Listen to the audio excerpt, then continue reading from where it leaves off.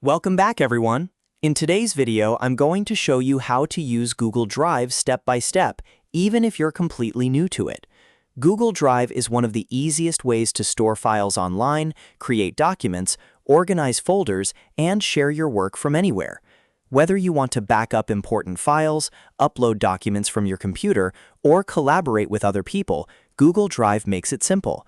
If this tutorial helps you, please hit the like button and subscribe for more easy software guides. Alright, let's get started. First, open Google Drive in your browser. You can do this by going to drive.google.com or by searching for Google Drive and clicking the official result. Once the page loads, you'll need to sign in with your Google account. If you already use Gmail, you can use that same account. Just enter your email address and password. Then complete any verification steps if Google asks for them. After you sign in, you'll arrive at the Google Drive home screen. This is your main dashboard, where all of your files and folders will appear. On the left side, you'll see your navigation options, and near the top, you'll see the New button. This is one of the most important buttons in Google Drive because it lets you create new files or upload content from your computer.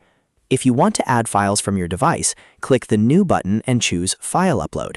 You can also choose Folder Upload if you want to upload an entire folder at once. Once you select one of these options, your computer file picker will open. From there, find the file or folder you want to add, select it, and click Open or Upload. Google Drive will then begin uploading your content to the cloud. This is one of the biggest benefits of Google Drive. Your files are no longer stuck on one device. Once they're uploaded, you can access them from your phone, tablet, laptop, or any browser where you sign in. That means your important documents, images, PDFs, and project files are always available when you need them. Now let's talk about creating new files directly inside Google Drive.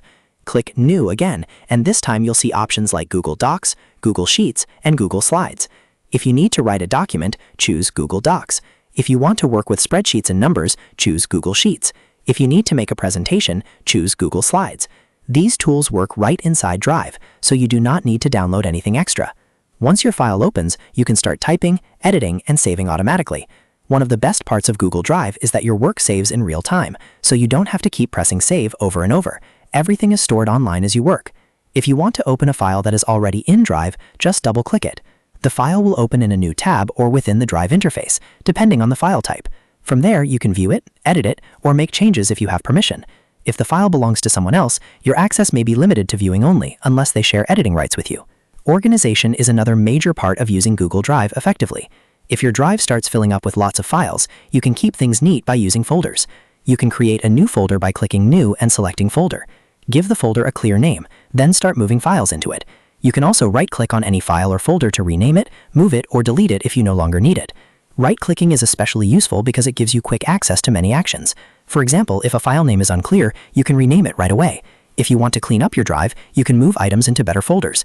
And if something is no longer useful, you can remove it to keep your workspace organized. Now let's cover sharing, which is one of the most powerful features in Google Drive. If you want to send a file to someone else, click the Share button.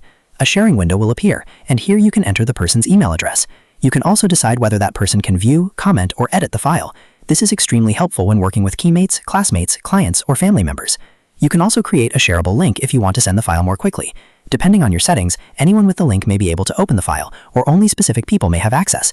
It's always a good idea to review your permissions before sharing, especially if the file contains private information.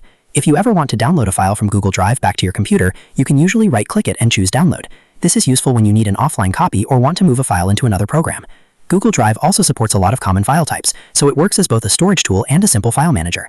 As you continue using Google Drive, try to stay organized from the beginning. Use folders for different projects, give your files clear names, and share only when necessary. That will save you time later and make it much easier to find what you need. And that's how to use Google Drive. You now know how to sign in, upload files, create documents, open and edit content, organize folders, and share files with others.